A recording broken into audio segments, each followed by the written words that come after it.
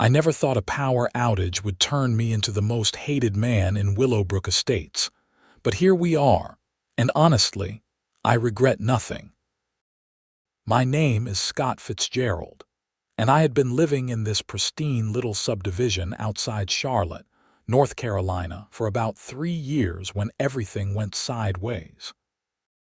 I'm a freelance software developer, which means I work from home, which means I need reliable electricity to keep my servers running and my clients happy. That becomes a problem when you live in an area where summer thunderstorms knock out power like it's their job. The whole mess started on a Tuesday in July. I was in the middle of a video call with a client in Seattle when the lights flickered once, twice, then died completely. My laptop battery gave me just enough time to apologize and promise to reconnect before everything went dark. I sat there in my suddenly silent office, listening to my equipment power down, and knew I was looking at thousands of dollars in potential losses if this kept happening. That afternoon, after the power came back on, I drove to a home improvement store and bought myself a nice 8,000-watt generator. It wasn't cheap, but it was an investment in my livelihood. The thing was about the size of a mini fridge, ran on gasoline, and could keep my essential equipment running during outages. I set it up on a concrete pad beside my garage, making sure it was properly grounded and vented, and felt pretty good about my problem-solving skills. 2 weeks later, another storm rolled through. This time, when the power died at 2 in the afternoon, I was ready. I went outside, wheeled my generator into position, fired it up, and got back to work. The thing hummed along nicely, a steady mechanical purr that meant my deadlines were safe. I was back at my desk for maybe 20 minutes when someone started pounding on my front door. Not knocking, pounding. I opened it to find a woman in her mid-50s standing on my porch, her face red and her blonde hair pulled back so tight it looked painful. She wore a white tennis outfit and held a clipboard like it was a weapon.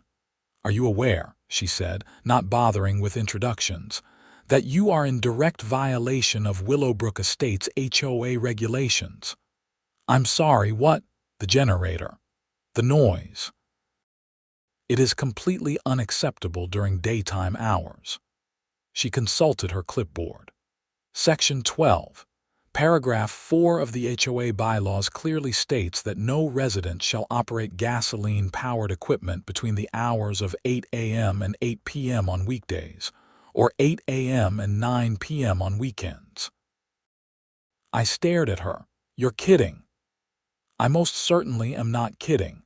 I am Patricia Whitmore, president of the Willowbrook Estates Homeowners Association, and I take our community standards very seriously." "The power is out," I said slowly, like I was explaining something to a child. "I need electricity to work, to make money, to pay my mortgage on this house that I own." Patricia's expression didn't change. "Many residents work from home, Mr. Fitzgerald. You are not special. You will shut down that generator immediately or face fines." "How do you even know my name?"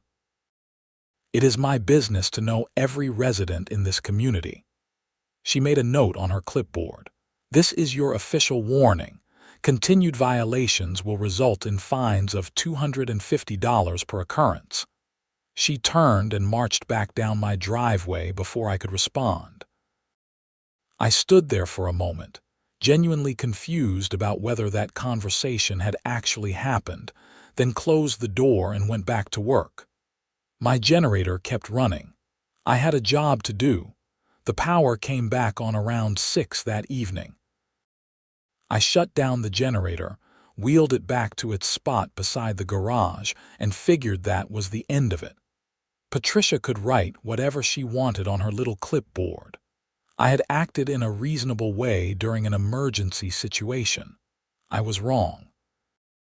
3 days later, I found a letter in my mailbox.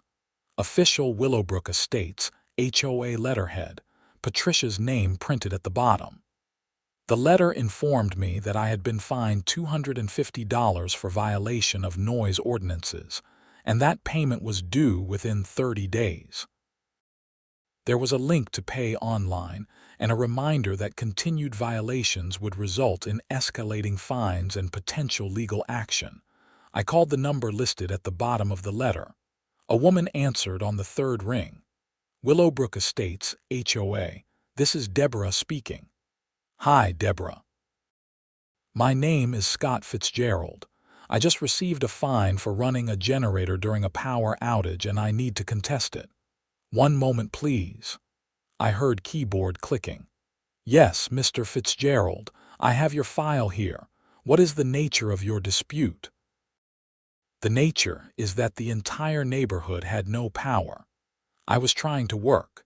This is an unreasonable application of what I assume is supposed to be a rule about lawn mowers and leaf blowers. The bylaws make no distinction between types of gasoline-powered equipment, sir.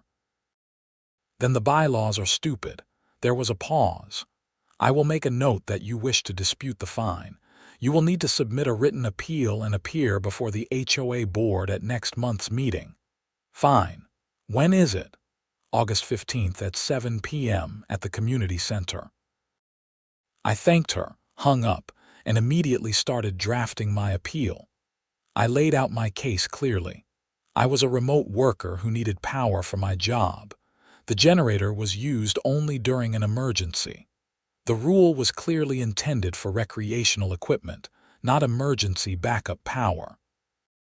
I submitted the appeal through the HOA website and waited. August 15th arrived. I showed up at the community center, a small building near the neighborhood pool, at 6:50 p.m. The main room had a folding table set up at the front with 5 chairs behind it. About a dozen other residents sat in the audience chairs, most of them looking as annoyed as I felt. Patricia entered at 7 sharp, followed by 4 other board members. 2 men, 2 women, all looking very serious about their volunteer positions. They took their seats, and Patricia called the meeting to order. First order of business, she announced. Appeal of violation fine by resident Scott Fitzgerald. Mr. Fitzgerald, please approach. I walked to the front and stood facing the board. You have 3 minutes to present your case, Patricia said. I explained the situation again. Power outage, work from home, generator as emergency equipment, unreasonable application of the rule. I thought I made a pretty compelling argument when I finished. Patricia nodded. Thank you, Mr. Fitzgerald. The board will now deliberate. They didn't even pretend to discuss it. Patricia looked at the other 4 board members. They each gave tiny nods, and she turned back to me. Your appeal is denied. The bylaws are clear and make no exceptions for work-from-home situations. Many residents manage to cope with power outages without disturbing their neighbors. Perhaps you should invest in a battery backup system, or simply accept that weather events may occasionally impact your work schedule. The fine stands. Next order of business. I returned to my seat, fuming. The rest of the meeting was just as ridiculous. Someone got fined for having their trash cans visible from the street 15 minutes before the allowed time. Someone else got cited for having the wrong shade of white paint on their mailbox post. It was petty bureaucracy at its finest. I paid the fine the next day, but I didn't forget about it. September brought more storms. Hurricane season was ramping up, and the power grid in our area was showing its age. We had 3 significant outages that month, each lasting between 2 and 6 hours. Each time I sat in my darkened house and watched my work pile up, thinking about the perfectly good generator sitting silent beside my garage. The third outage happened on a Wednesday afternoon. I had a major client presentation scheduled for 4 p.m. At 3:30, the power died. I sat there in the heat, feeling sweat start to prickle on my skin as my air conditioning stopped, and something inside me snapped. I pulled up the HOA bylaws on my phone. Read through Section 12, Paragraph 4 again. No resident shall operate gasoline-powered equipment between the hours of 8 a.m. and 8 p.m. on weekdays. Between 8 a.m. and 8 p.m., which meant after 8 p.m. was perfectly fine. I called my client and rescheduled for 9 p.m. Then I sat in the dark and waited. The power came back on around 7. I immediately sent out an email to all my regular clients explaining that due to ongoing infrastructure issues, I would be adjusting my work hours for the foreseeable future. I would be available for meetings and calls between 9 p.m. and 5 a.m. Eastern Time. For my West Coast clients, this actually worked out great. For my East Coast clients, it was weird, but I was good at what I did and they were willing to accommodate. The following Tuesday, another storm hit. Power went out at 1 p.m. This time, I didn't stress. I took a nap, had dinner, and at 8:01 p.m., I wheeled my generator out and fired it up. The thing roared to life, a steady mechanical thunder that echoed through the quiet suburban evening. I let it warm up for a minute, then headed back inside to start my work day. My office window faces the Whitmore's house. They live 3 doors down, in a large colonial-style home with perfect landscaping and a mailbox that is definitely the correct shade of white. At about 8:15, I saw lights start coming on over there. Bedroom lights, bathroom lights, every light in the house.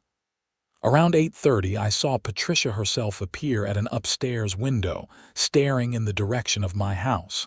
I gave her a friendly wave. She disappeared from the window. 45 minutes later, there was a knock at my door. I checked my security camera and saw Patricia standing on my porch in a bathrobe, her hair in curlers. I considered not answering, but I was curious to hear what she had to say. "It is 9:30 at night," she said the moment I opened the door. "That generator is incredibly loud." "Yes, it is," I agreed. "But according to Section 12, Paragraph 4 of the HOA bylaws, I am perfectly within my rights to operate gasoline-powered equipment after 8 p.m. Would you like me to pull up the exact wording?" Her mouth opened and closed a few times. "That rule is meant for emergencies only. This is an emergency. I have no power. I have work to complete. I'm handling it the only way I can. You are being deliberately difficult." "I am being deliberately compliant with the bylaws as written." "If you have an issue with that, I suggest you take it up with whoever wrote them." "Oh wait, that was you, wasn't it?" Patricia's face went from red to purple. "This is harassment." "No, this is me doing my job. Have a good evening, Mrs. Whitmore." I closed the door and went back to work. My generator ran until 3 a.m., when I finally finished everything I needed to do and shut it down. The power had actually come back on around midnight, but Patricia didn't need to know that. The next morning, I found another letter in my mailbox. This one informed me that I was in violation of noise ordinances and would be fined $500. I laughed out loud reading it, took a picture, and sent it to a lawyer friend of mine from college. His response came back within an hour. "They can't fine you for following their own rules." "Don't pay it." "Want me to write them a letter?" I told him not yet, but to keep his schedule open. I sent a written response to the HOA denying the fine and citing the exact bylaw that permitted my generator use. I also requested a copy of any noise ordinance that would supersede the HOA bylaws, since none had been provided in my original welcome packet when I moved in. Deborah called me 2 days later. "Mr. Fitzgerald, I have your response regarding the fine. And the board is concerned about your nighttime generator use. The board should have thought about that before writing bylaws that prohibit daytime use. Surely you can see that you are creating a nuisance for your neighbors." Surely you can see that your organization created this situation by refusing to recognize reasonable exceptions to an unreasonable rule. She sighed. The board would like to offer you a compromise. I'm listening.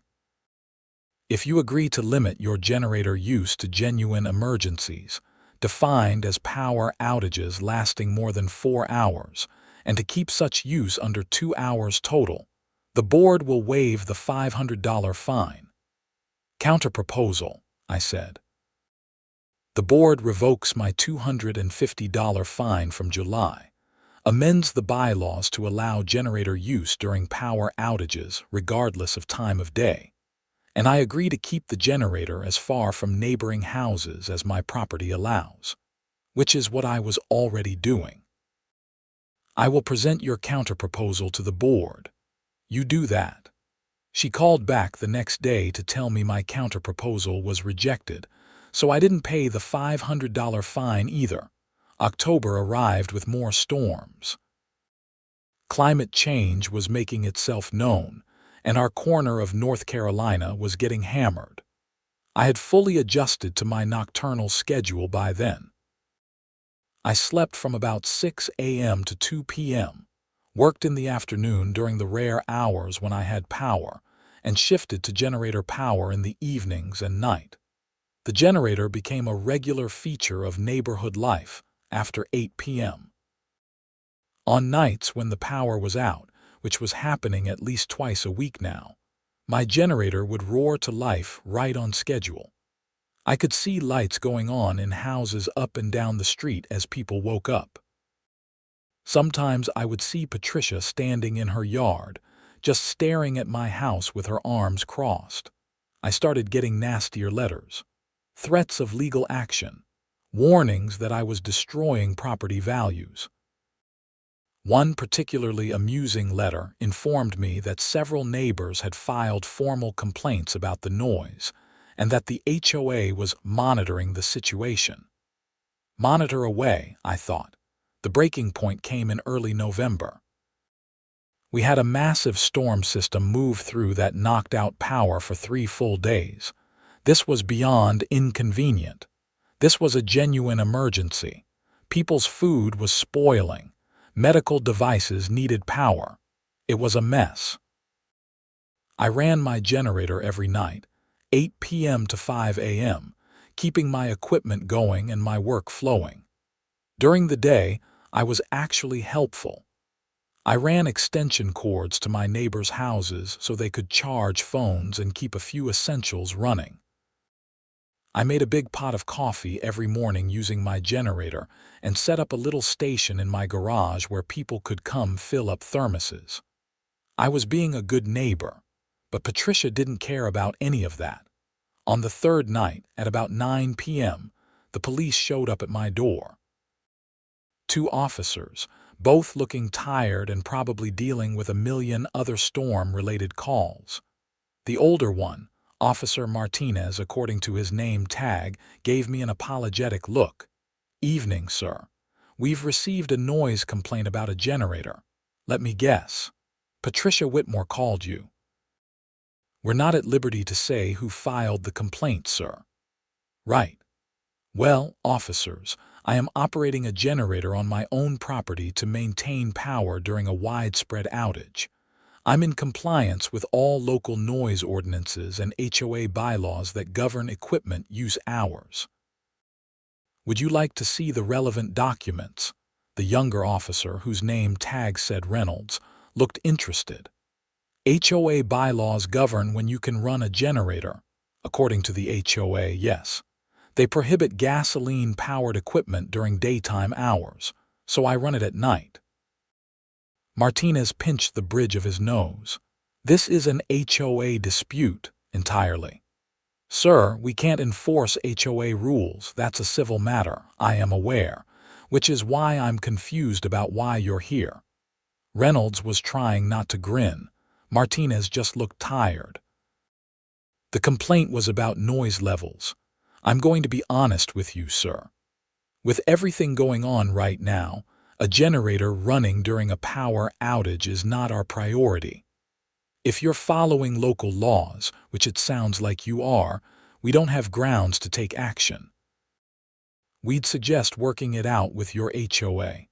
I've tried. They're unreasonable. Then I'd suggest a lawyer. Have a good evening, sir. They left. I watched Patricia watch them leave from her window. She did not look happy. The next morning, the power came back on. I was having coffee in my garage charging station when Patricia marched up my driveway with 3 other women in tow. I recognized them all from the HOA board meeting. The cavalry had arrived. "This has gone far enough," Patricia announced. "You are systematically harassing this entire neighborhood with your nighttime generator use. I'm working. You are being vindictive. I'm being compliant with your bylaws." One of the other women, a thin brunette named Helen, stepped forward. "What will it take for you to stop this behavior?" "Change the bylaws." "That's not possible." "Then I guess we're at an impasse." The third woman, whose name I didn't know, spoke up. "We could make your life very difficult, Mr. Fitzgerald. There are many ways an HOA can enforce compliance." "Is that a threat?" Patricia held up a hand. "Nobody is threatening anyone, but you need to understand that your actions have consequences. Property values in this neighborhood are declining because of the constant noise. We have families with young children who cannot sleep. We have elderly residents who are being disturbed. And I have a mortgage and clients and a career. When you refuse to make a reasonable exception for power outages, you created this situation. I'm just following the rules you wrote. The spirit of the rule doesn't matter. The letter of the law is what matters. You taught me that at the board meeting when you denied my appeal." We stared at each other for a long moment. Finally, Patricia turned and left, her entourage following. I finished my coffee and went to bed. December brought a cold snap and more infrastructure problems. The power grid wasn't just dealing with storms now. It was dealing with increased heating demand. Outages continued. My generator continued running nightly. I also started receiving certified mail. The HOA was filing a lawsuit against me for creating a persistent nuisance and violating the peaceful enjoyment clause of the HOA covenant. They were seeking an injunction to prevent me from running the generator at night, plus $10,000 in damages. I called my lawyer friend, Thomas, and asked if he was ready to earn some money. Thomas was delighted. He'd been bored with corporate contract work and was thrilled to have something entertaining. We met at a coffee shop in Charlotte to go over everything. "This is beautiful," he said, reading through all the correspondence. "They've documented their own unreasonableness perfectly. You have the July incident where they fined you for running it during the day. You have the denied appeal. You have their own bylaws clearly stating the hours. And now they're suing you for following those bylaws. Can they win? Absolutely not. But they can make it expensive and annoying. The good news is that you have a slam-dunk counterclaim for harassment and selective enforcement. When's the last time they fined someone for running a lawn mower during prohibited hours? Never, as far as I know." "Exactly. This is targeted harassment because you found a loophole they don't like. I love it." Thomas filed our response to the lawsuit and immediately filed a counterclaim. We weren't just defending. We were going on offense. Our counterclaim alleged harassment, selective enforcement, and sought damages for the original $250 fine plus legal fees. The lawsuit was scheduled for a preliminary hearing in February. In the meantime, life went on.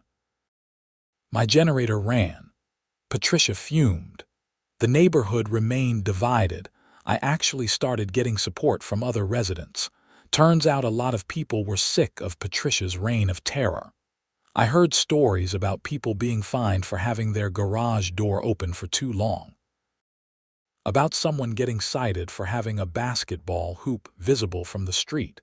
about a family being threatened with legal action because their teenage son's car had a small dent that was unsightly.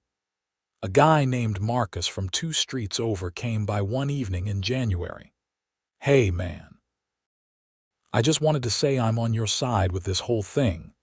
Thanks, I appreciate that. Patricia fined me $300 last year because my grass was half an inch too tall when they did an inspection. Half an inch. I measured it myself afterward. She's insane. She's definitely dedicated to her position. Some of us have been talking. If you need people to testify about the HOA's pattern of behavior, we're willing." I took his number and passed it along to Thomas. Having witnesses to establish a pattern of harassment could only help. The preliminary hearing arrived. Thomas and I sat on one side of a courtroom in downtown Charlotte. Patricia and the HOA's lawyer, a nervous-looking young guy named Andrew Chen, sat on the other side. The judge, a woman in her 60s named Judge Carolyn Morrison, reviewed the filed documents with an expression of increasing disbelief. "Let me make sure I understand this correctly," she finally said. "The HOA prohibits gasoline-powered equipment during daytime hours. Mr. Fitzgerald ran a generator during a power outage during the day and was fined. He then began running the generator at night, which complies with the bylaws. And now you're suing him for following your own rules." Andrew Chen stood. "Your Honor, the intent of the bylaw is to prevent noise disturbances. Mr. Fitzgerald is deliberately misinterpreting the rule to create a nuisance. Is there any language in the bylaw about intent or exceptions for power outages?" "Well, no, Your Honor, and did the board consider amending the bylaws when Mr. Fitzgerald raised this issue?" "The board felt that Mr. Fitzgerald should simply accept power outages as an inconvenience and adjust accordingly."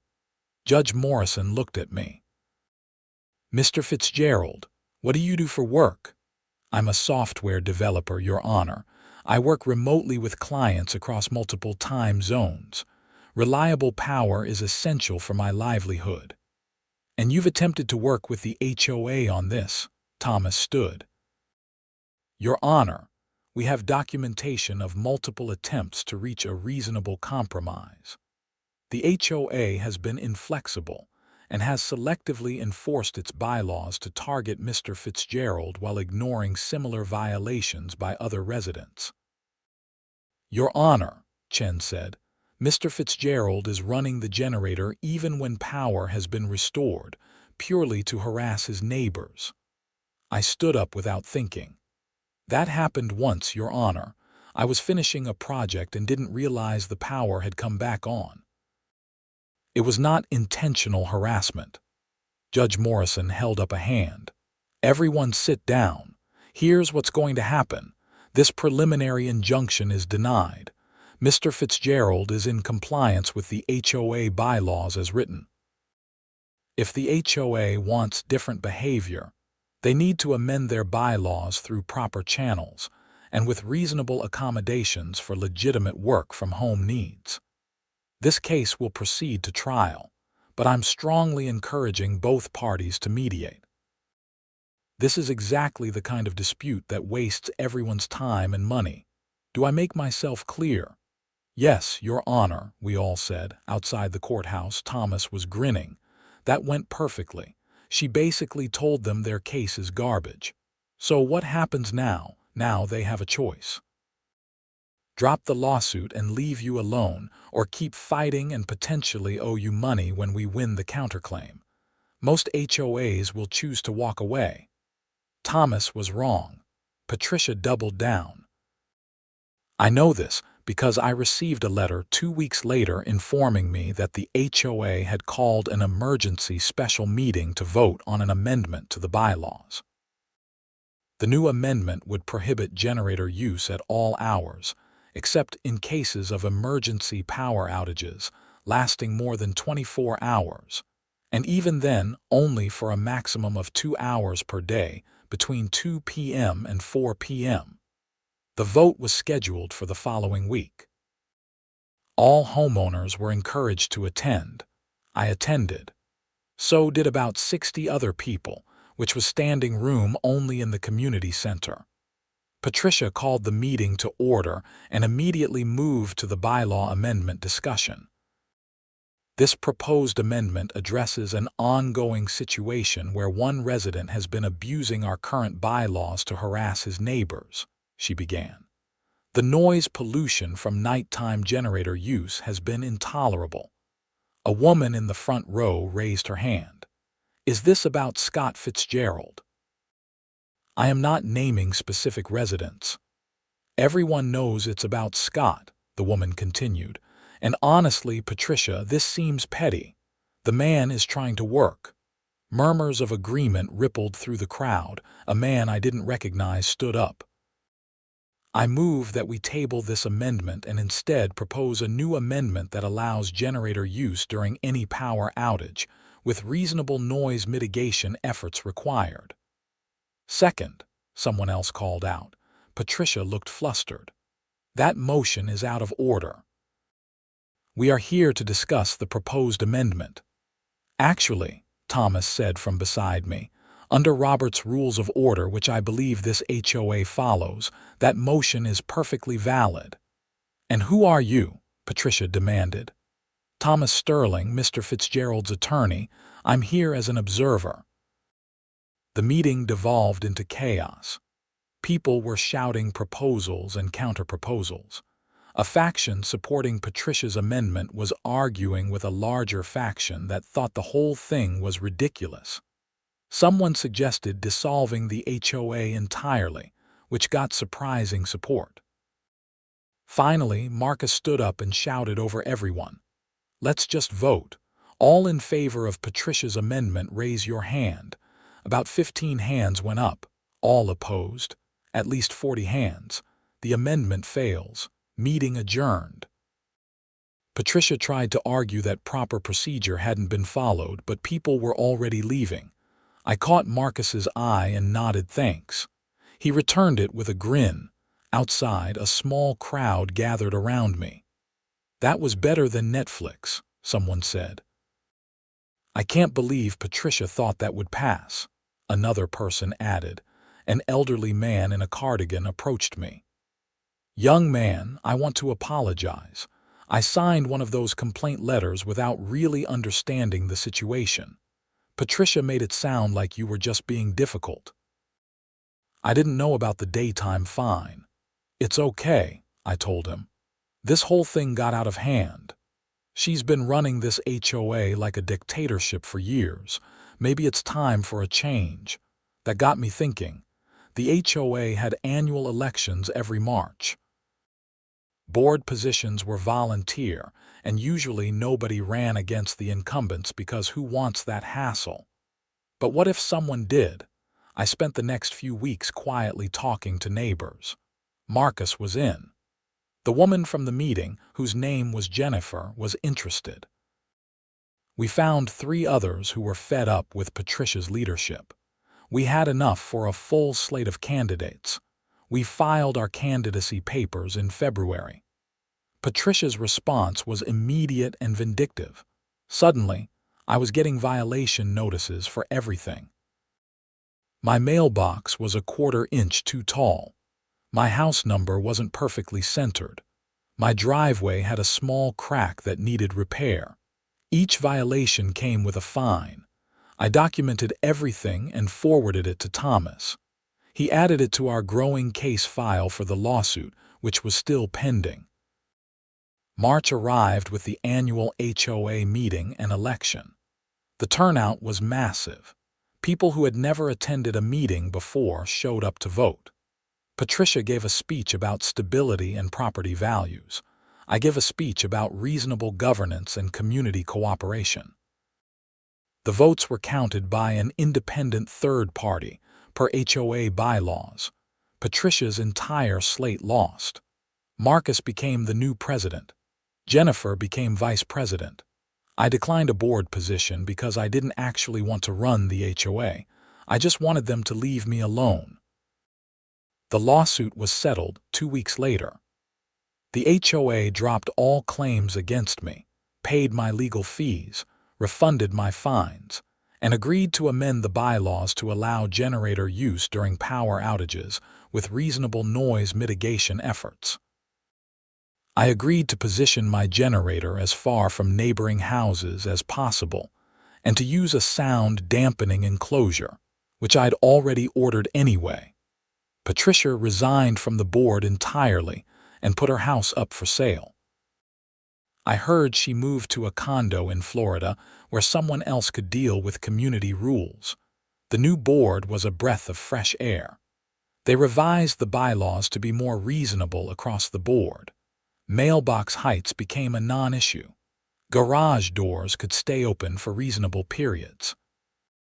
The focus shifted from petty enforcement to actual community improvement. We used some of the HOA funds to hire an electrician to evaluate the neighborhood's infrastructure. Turns out our section of the grid was on an old transformer that was overdue for replacement. Marcus coordinated with the power company, and by June, we had upgraded equipment. The constant outages stopped, which meant I barely needed my generator anymore, which was ironic and perfect. I did keep it, though. You never know when you might need backup power. And now it sat in its sound dampening enclosure, properly maintained and ready for emergencies, completely legal and approved by the HOA. On a warm evening in late June, I was grilling in my backyard when Marcus came by with a 6-pack of beer. "Thought you might want company," he said. "Always." "How's HOA presidency treating you?" "It's boring as hell, which is exactly what it should be. We approved 2 fence repairs and a roof replacement this month. Nobody fought about anything. It was amazing. We sat on my deck, drinking beer and watching the sun set over the neighborhood. The transformer hummed in the distance, keeping power flowing to every house. Kids played in yards. Someone was mowing their lawn, which they were allowed to do until 8 p.m. because the bylaws now made sense.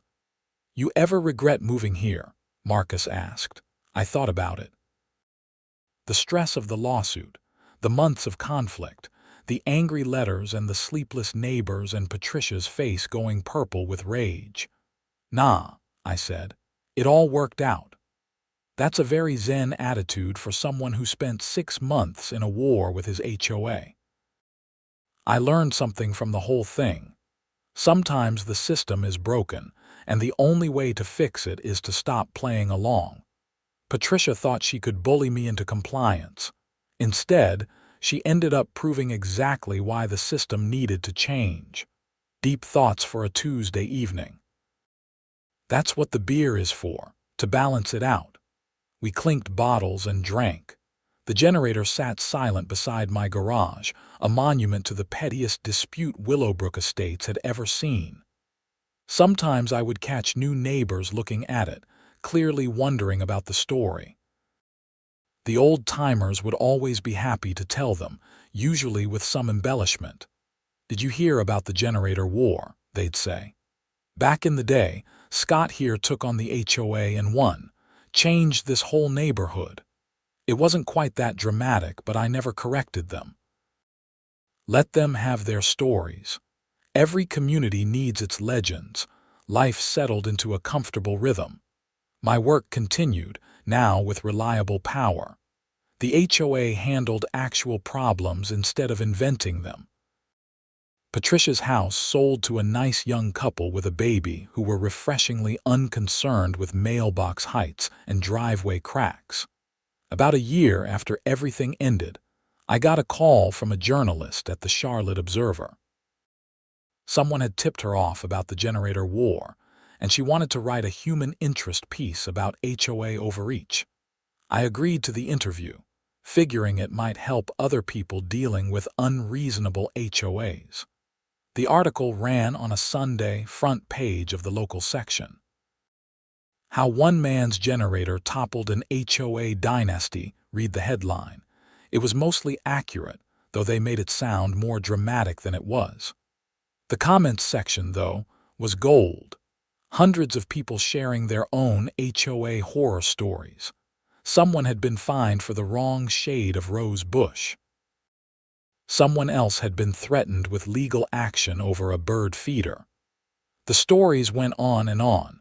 A few people even reached out to me directly, asking for advice on dealing with their own HOA problems. I always told them the same thing. Document everything. Know your bylaws better than the board does, and don't be afraid to stand your ground on principle. Some took the advice. I heard about 3 other neighborhoods in the Charlotte area that had major board turnovers in the following year, all inspired at least partly by what happened in Willowbrook Estates. It felt good to be part of something bigger than just my own petty dispute. Thomas ended up specializing in HOA law. He said I'd given him a taste for it, and he'd discovered a whole world of people who needed help fighting unreasonable community associations. Last I heard, he was teaching seminars on HOA governance and homeowner rights. As for me, I kept working from home, kept maintaining my generator, and kept being an active part of my community. I went to HOA meetings occasionally, mostly just to make sure things were running smoothly. I helped new board members understand the importance of reasonable governance. And I never, ever forgot what it felt like to be on the receiving end of petty bureaucratic tyranny. One evening, about 2 years after the whole mess started, we had a brief power flicker. Not an outage, just a momentary flicker that made the lights dim for a second. I instinctively glanced toward my garage where the generator sat, ready if needed. My neighbor, an older guy named Robert who had lived in Willowbrook for 20 years, saw me looking and laughed. "You're not going to fire up the old war machine, are you?" "Not unless I have to." Those days are over. Good times, though. Well, not at the time, but in retrospect it was entertaining as hell watching Patricia lose her mind. You think she ever thinks about it? Probably every day. Some people can't let things go. I could let it go, though. The generator was just a generator now, not a weapon in a neighborhood civil war. The HOA was just an organization that maintained common areas and made sure people weren't actively harming property values. Patricia was just a memory, a cautionary tale about what happens when petty power goes unchecked. The sun was setting over Willowbrook Estates, painting the sky in shades of orange and pink. Somewhere down the street, someone was having a barbecue. I could smell the charcoal and hear the laughter. This was what a neighborhood was supposed to be. People living their lives, following reasonable rules, treating each other with basic respect. It had taken a war over a generator to get here, but we'd made it. And that generator, sitting silent in its sound-dampening enclosure, had become the neighborhood's favorite piece of equipment. Not because anyone wanted to hear it run, but because of what it represented. One person's refusal to accept unreasonable authority. One community's decision to demand better governance. One ridiculous dispute that ended up changing everything for the better. Sometimes I'd go out to the garage and run maintenance on it. Check the oil, make sure the battery was charged, run it for a few minutes to keep everything in good working order. It was therapeutic in a way, caring for the machine that had inadvertently become my instrument of social change. Marcus would joke that we should put up a historical marker. On this spot, Scott Fitzgerald's generator ran at night, eventually leading to the overthrow of the Whitmore regime and the establishment of reasonable HOA governance. I told him he was being ridiculous, but I also didn't totally hate the idea. The thing about living in an HOA is that you're always going to have rules. That's the point. The question is whether those rules serve the community or serve the egos of the people enforcing them. Patricia had turned our HOA into an extension of her need for control. The new board turned it back into what it was supposed to be. a tool for maintaining property values and community standards without making everyone miserable. I sometimes wondered what would have happened if I just paid the original $250 fine and moved on. If I'd accepted the daytime ban and found some other solution to my power outage problem. Battery backup, maybe, or just eating the lost work time. But that would have been accepting an unjust rule without fighting it. It would have been letting Patricia and her board continue their petty tyranny unchecked. Sometimes you have to fight on principle, even when it would be easier not to. The generator taught me that. On a crisp October evening, 3 years after the whole thing started, the new HOA board threw a community party in the common area near the pool. It was the first time we'd done anything like that. The old board had been too busy measuring mailbox heights to organize actual community events. Marcus gave a short speech thanking everyone for their participation in making Willowbrook Estates a better place to live. There was food, music, kids running around playing games. It was nice. It was normal. It was what suburban life was supposed to be. I was standing near the grill, eating a burger when a younger couple approached me. They'd moved in about 6 months earlier. "You're Scott Fitzgerald, right?" the woman asked. "Guilty. We heard about what you did with the generator. That's legendary." "It wasn't supposed to be legendary. I was just trying to work." "Still," the man said, "you stood up to them. That takes guts." I shrugged. "It takes stubbornness mostly and a good lawyer." They laughed and moved on to get food. I stood there, burger in hand, looking around at the community that had been so divided 3 years ago. People were talking, laughing, enjoying each other's company. The old tensions had faded. My generator sat at home in its enclosure, unused for months now. The power grid had been stable. I'd actually packed up and sold my whole setup. Not the generator, though. That stayed.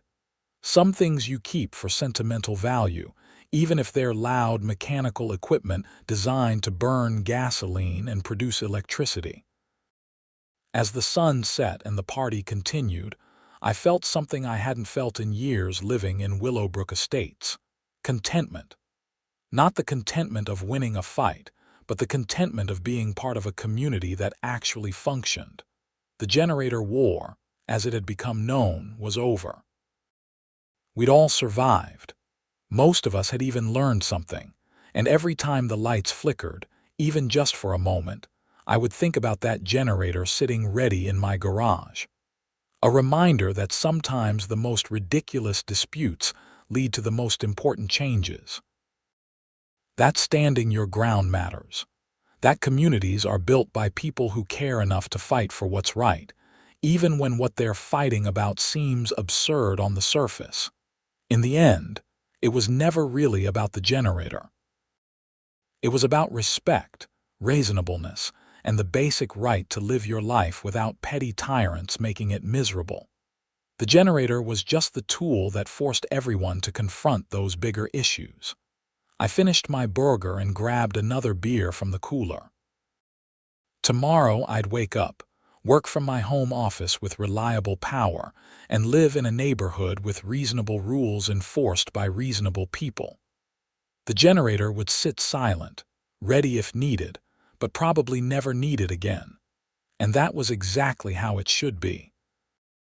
Marcus wandered over, holding a plate piled with food. "Hell of a party," he said. "You did good, man, all of you on the board. We just do what should have been done all along. Treat people like adults." Revolutionary concept. We stood there companionably, watching the community we'd fought for enjoying an evening together.